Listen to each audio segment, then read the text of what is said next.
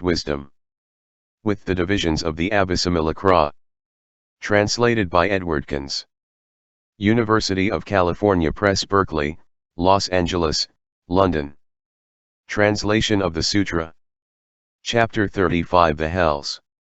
Absolute purity. The causes of the production of firm belief in the Dharma. Tending the Buddhas. Sariputra. The Bodhisattva, the great being, who resolutely believes in this deep perfection of wisdom, wherefrom has he deceased before he came here? For how long has that son or daughter of good family set out for the supreme enlightenment? How many Tathagatas has he honored? For how long has he coursed in the 6 perfections, he who resolutely believes in this perfection of wisdom according to the meaning and the method? The Lord. This Bodhisattva will be one who is reborn here after he has deceased in other world systems where he has honored the Tathagatas in the 10 directions. The fulfillment of the 6 perfections. That Bodhisattva has for incalculable and immeasurable hundreds of thousands of nyotas of kotis of eons perfected himself for the supreme enlightenment. And beginning with the first thought of enlightenment he has coursed in the 6 perfections, and then he has come here. And when he sees and hears the perfection of wisdom he will produce the thought, I have seen the teacher, I have heard the teacher.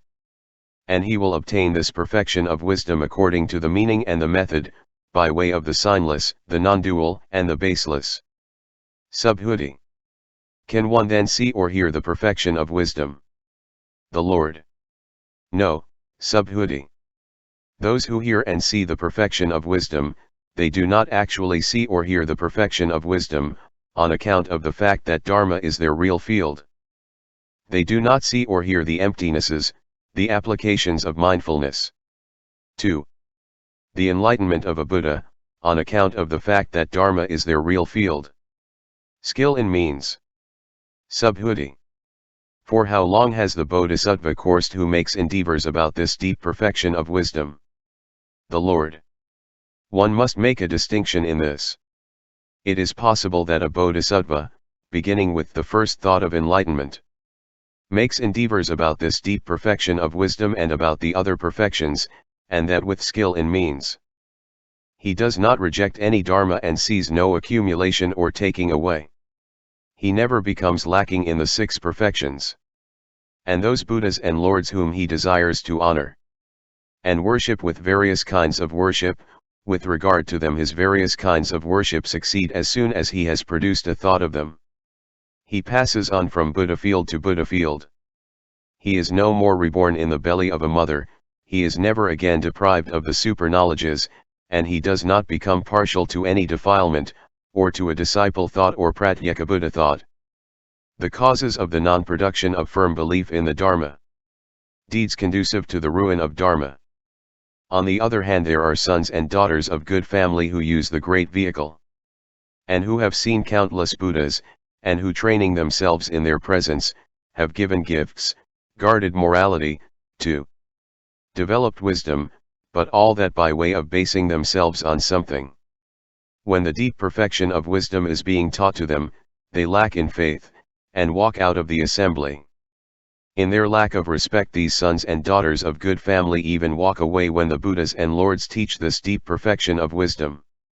Even here there are assembled sons and daughters of good family, belonging to the great vehicle, who, when the deep perfection of wisdom is being taught, will walk away. And why? Because in the past also when the deep perfection of wisdom was being taught, they have walked away, therefore, also just now they walk away when the deep perfection of wisdom is being taught. There is no concord either in their bodies or their thoughts, and they will heap up a karma conducive to weakness in wisdom. Having done and heaped up this karma conducive to weakness in wisdom, they will refuse this deep perfection of wisdom when it is being taught, and by this refusal they will refuse the all-knowledge of the past, future, and present Buddhas and Lords. By this rejection of all knowledge, and by having done and heaped up karma conducive to the ruin of Dharma, they will be hurled for many thousands of nyotas of kotis of years into the great hells. While they pass on from one great hell to another, their world system will be destroyed by fire, water, or wind. When such a destruction of their world system takes place, they will be hurled into the great hells in other world systems. When they have been reborn there, they will pass on from one great hell to another, and after the destruction of that world system they will again in other world systems be hurled into the great hells. When also those world systems will be destroyed, they will, having deceased in these great hells, be again reborn just here, while their karma conducive to the ruin of dharma is still unexhausted. Again they will pass on from one great hell to another. When they are reborn in these great hells, they will experience many sharp pains, and that until the time that this world system is once more destroyed. When that destruction has taken place, they will again, having deceased here, be reborn in other world systems in the great hells. Thereafter they will in all the 10 directions be reborn as animals. Then they will, reborn in the 10 directions in the world of Yama, experience very painful feelings there, and thereby they will exhaust that karma.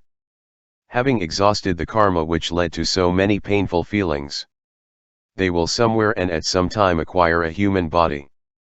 And wherever they may be reborn they will be born blind. Or be reborn among born blind families, or in the families of outcasts, or refuse workers, or among keepers of oxen, hogs, or in families which are mean, contemptible and low class. And when they are thus reborn they will be blind, or ugly, or without hands, feet, ears, or nose.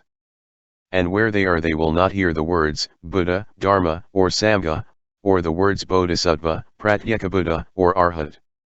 All this from their having done and heaped up this karma conducive to ruin of dharma.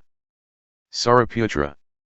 Are not even the 5 deadly sins similar in their after effects to the doing and heaping up of this karma conducive to the ruin of dharma? The Lord. One should not say that there is anything similar in magnitude to this karma conducive to the ruin of dharma which has been done and heaped up by those who think that they should oppose the perfection of wisdom when it is being taught and who say that one should not train therein. This is not dharma, this is not vinaya, this is not the teacher's religion, this has not been taught by the Tathagatas, the Arhats, the fully enlightened Buddhas.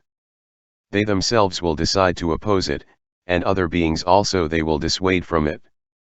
Not content with having injured their own continuities, they will try to injure those of others also.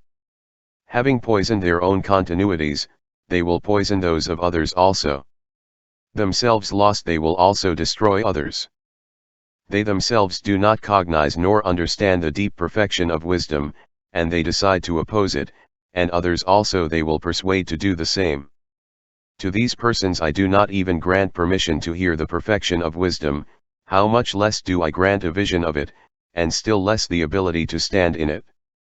And why? Persons of this kind should be known as defamers of dharma. Sons of good family of this kind should be known as mere rubbish and vipers. Those who think that they should listen to them and believe them will be ruined through their lack of method. For someone who defames my perfection of wisdom should be known as a person who defames dharma. Sariputra. The Lord has not told us about the length of time during which such a person who has defamed dharma will be reborn under the influence of this deed. The Lord. Leave that alone, Sariputra. And why? If this were announced, those who hear it would have to beware lest hot blood spurt out of their mouths, lest they should incur death or deadly pain, or be afflicted by the dart of sorrow, lest they shrivel up or wither away, turn blue-black or a sicklish green, or, so great is the length of time during which a person who has defamed dharma will be reborn under the influence of that deed. So great are its faults. But the Lord gave no opportunity to the Ven. Sariputra to learn for exactly how long that person would have to suffer for his deed. Sariputra. Proclaim, O Lord, as a guidance for future generations, for how long the dharma-defaming persons will continue to suffer from their deeds conducive to the ruin of dharma. The Lord.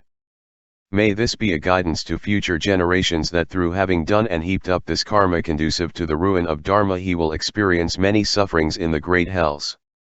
That is the measure and magnitude of his sufferings in the great hells. That is the measure and magnitude of his sufferings that he will experience sufferings for just so long. In this way virtuous sons and daughters of good family will turn away from these deeds conducive to the ruin of Dharma. Even to save their lives they will not reject the Dharma, because they fear they might meet with such sufferings. Subhuti. A son or daughter of good family should become well restrained in the deeds of their body, speech, and mind.